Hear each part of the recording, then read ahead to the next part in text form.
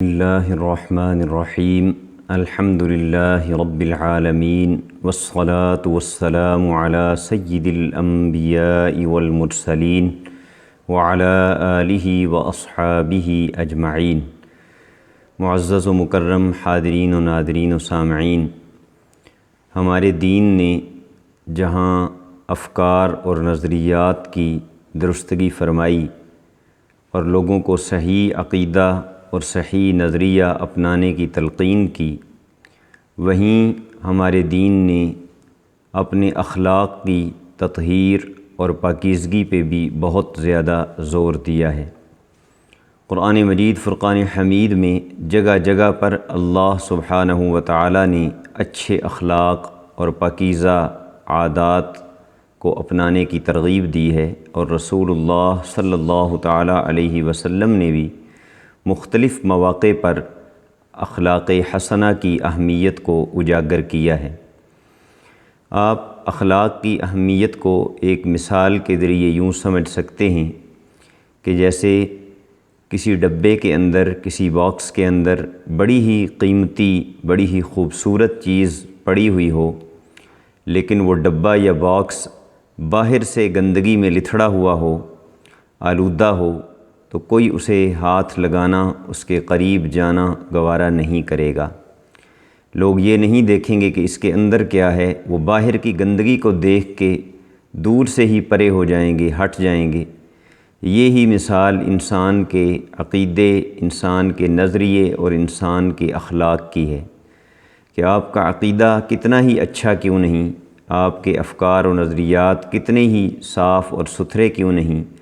لیکن اگر آپ کے اخلاق کمزور ہیں، اگر آپ کی عادات بری ہیں، اگر آپ کا لوگوں کے ساتھ معاملہ اور لوگوں کے ساتھ رویہ وہ اچھا نہیں ہے، تو پھر کوئی بھی شخص آپ کے قریب آنا، آپ کے قریب ہونا، آپ کے پاس بیٹھنا اور آپ سے تعلق بنانا گوارا نہیں کرے گا۔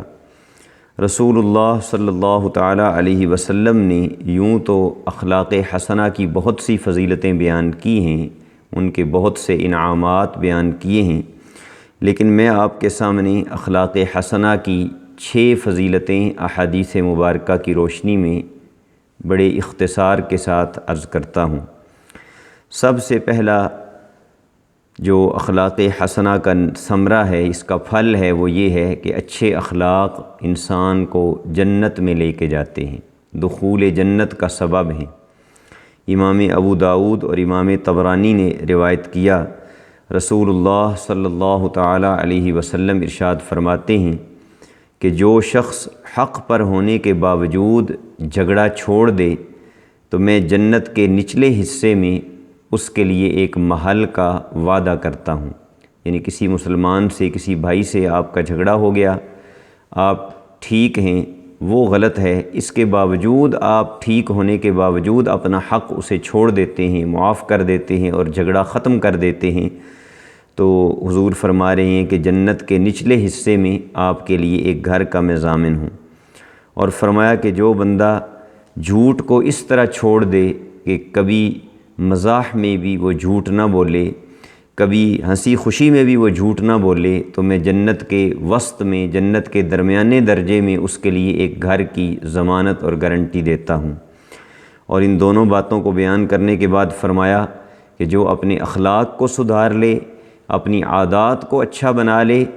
تو اس کے لیے جنت کے سب سے اعلیٰ درجے میں ایک گھر کا اور ایک محل کا ضامن ہوں۔ میں اسے گارنٹی دیتا ہوں کہ اللہ رب العالمین اسے جنت کے اعلیٰ درجے میں گھر عطا فرمائے گا، رہائش عطا فرمائے گا۔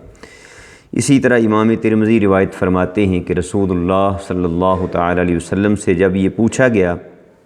کہ یا رسول اللہ،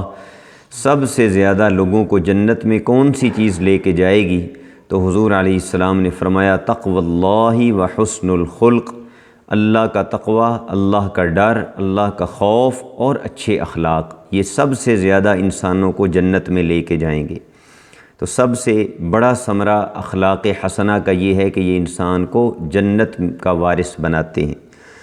دوسرا بڑا انعام اس شخص کا کہ جو اچھے اخلاق رکھتا ہے وہ یہ ہے کہ وہ اللہ کا محبوب بن جاتا ہے اور حضور کا محبوب بن جاتا ہے۔ امام حاکم مستدرک کے اندر روایت فرماتے ہیں کہ رسول اللہ صلی اللہ تعالی علیہ وسلم نے ارشاد فرمایا احب عباد اللہ الی اللہ احسنہم خلقا، کہ اللہ کے بندوں میں سے اللہ کو سب سے زیادہ محبوب اور سب سے زیادہ پسندیدہ شخص وہ ہے جس کے اخلاق، جس کی عادتیں، جس کا طور طریقہ، جس کے رویے لوگوں کے ساتھ اچھے ہوں۔ اسی طرح امام ترمذی روایت فرماتے ہیں کہ حضور اقدس صلی اللہ تعالی علیہ وسلم نے فرمایا ان من احبکم الی واقربکم منی مجلسا یوم القیامت احسنکم اخلاقا، کہ تم میں سے مجھے سب سے زیادہ پسندیدہ اور محبوب اور قیامت کے دن سب سے زیادہ میرے قریب رہنے والا، میرے قریب بیٹھنے والا وہ شخص ہوگا جس نے دنیا میں اپنے اخلاق کو اچھا بنایا ہوگا، پاکیزہ بنایا ہوگا۔ تو یہ دوسرا انعام ہے اخلاق حسنہ کا، کہ اخلاق حسنہ اختیار کر کے، اچھی عادتیں اپنا کے انسان اللہ کا پیارا بنتا ہے، اللہ کے حبیب صلی اللہ تعالی علیہ وسلم کا پیارا بنتا ہے، اور پھر جب اللہ اور اللہ کے رسول اس سے محبت کرتے ہیں تو خلق خدا بھی اس سے محبت کرنے لگ جاتی ہے۔ تیسرا انعام اچھے اخلاق کا یہ ہے کہ میزان میں کل قیامت کے دن جب عمل تولے جائیں گے تو سب سے بھاری عمل حضور علیہ السلام کے فرمان کے مطابق وہ اچھے اخلاق اور پاکیزہ عادتیں ہوں گی۔ امام ترمذی نے ہی اسے بھی روایت فرمایا، حضور اقدس صلی اللہ تعالی علیہ وسلم ارشاد فرماتے ہیں ما من شیء اثقل فی المیزان من خلق حسن، کہ میزان کے اندر، ترازو کے اندر جب عمل تولے جائیں گے تو اچھے اخلاق سے زیادہ وزنی اور بھاری کوئی عمل نہیں ہوگا۔ چوتھا درجہ اخلاق حسنہ جو انسان کو دلاتے ہیں وہ یہ ہے کہ سب سے اعلیٰ ترین عمل اور سب سے اللہ کا محبوب اور پسندیدہ عمل وہ اچھے اخلاق اور پاکیزہ صفات ہیں۔ حضرت ابو ذر رضی اللہ تعالی عنہ روایت فرماتے ہیں، امام ابو یعلا نے اس کو روایت کیا ہے اور امام بزار نے، کہ نبی کریم علیہ الصلاۃ والسلام نے حضرت ابو ذر سے فرمایا کہ میں تمہیں دو ایسی چیزیں نہ بتاؤں کہ جنہیں کرنا تو اتنا زیادہ مشکل نہیں ہے لیکن وہ میزان میں بہت بھاری ہیں اور اللہ کو بہت زیادہ محبوب ہیں۔ انہوں نے عرض کیا حضور ضرور بتائیے، تو فرمایا علیک بحسن الخلق وطول الصمت، کہ تم پھر اچھے اخلاق کو اور لمبی خاموشی کو لازم کر لو اپنے اوپر، یعنی کم بولو، ضرورت کے مطابق بولو، زیادہ خاموش رہو، تھوڑا بولو اور اچھے اخلاق اختیار کرو۔ پانچویں چیز جو انسان کو اخلاق حسنہ کی بدولت نصیب ہوتی ہے وہ اس کے رزق اور اس کی عمر میں برکت ہے۔ نبی کریم صلی اللہ تعالی علیہ وسلم ارشاد فرماتے ہیں حسن الخلق و حسن الجوار یعمران الدیار و یزیدان فی الاعمار،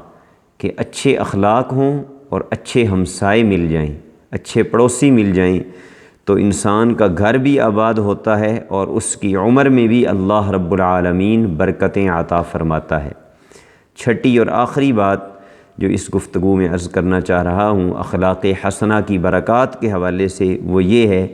کہ جوں جوں انسان کے اخلاق سنورتے جاتے ہیں انسان کا ایمان کامل ہوتا جاتا ہے۔ اخلاق حسنہ ایمان کے کمال کے ضامن ہیں۔ حضور اقدس صلی اللہ تعالی علیہ وسلم نے فرمایا، یہ بھی سنن ترمذی میں ہے، اکمل المؤمنین ایمانا احسنہم خلقا، کہ تم میں سے سب سے کامل ایمان اس شخص کا ہے جس کے اخلاق سب سے اچھے ہیں۔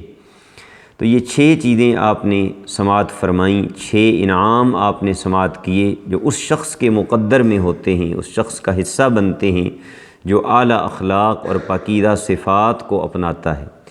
رسول اللہ صلی اللہ تعالی علیہ وسلم کو اللہ سبحانہ و تعالی نے جہاں ظاہری حسن و جمال عطا فرمایا تھا، وہیں اللہ تبارک و تعالی نے بہترین اور پاکیزہ ترین اخلاق سے بھی نوازا تھا۔ حضور کریم علیہ الصلاۃ والسلام کے ساتھ ہماری محبت کا تقاضا ہے کہ ہم بھی حضور کی اتباع اور پیروی کرتے ہوئے اپنے آپ کو اچھے اخلاق سے مزین اور آراستہ کریں۔ اچھے اخلاق کیا ہیں؟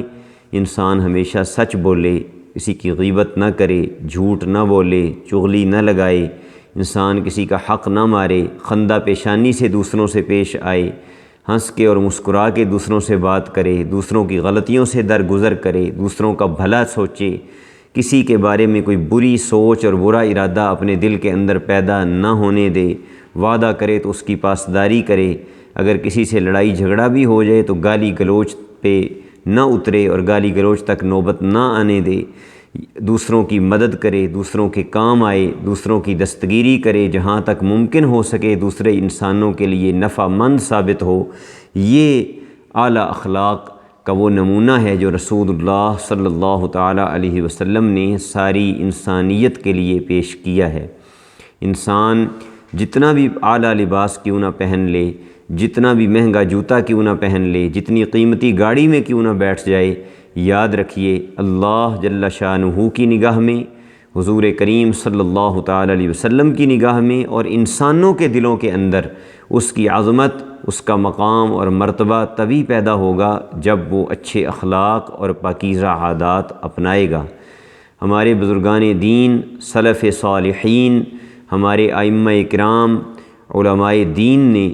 صرف علم حاصل نہیں کیا بلکہ انہوں نے اعلیٰ اخلاق اپنائے، اچھی عادات اپنائیں اور اپنے کردار کے ذریعے لوگوں کے دلوں میں اپنی محبت، اپنی تعظیم اور اپنی توقیر پیدا کی۔ اللہ رب العالمین ہمیں بھی اخلاق حسنہ کی دولت سے بہرہ فرمائے۔ اللہ رب العالمین ہمیں بری عادات سے، برے اخلاق سے پیچھا چھڑانے کی توفیق نصیب فرمائے،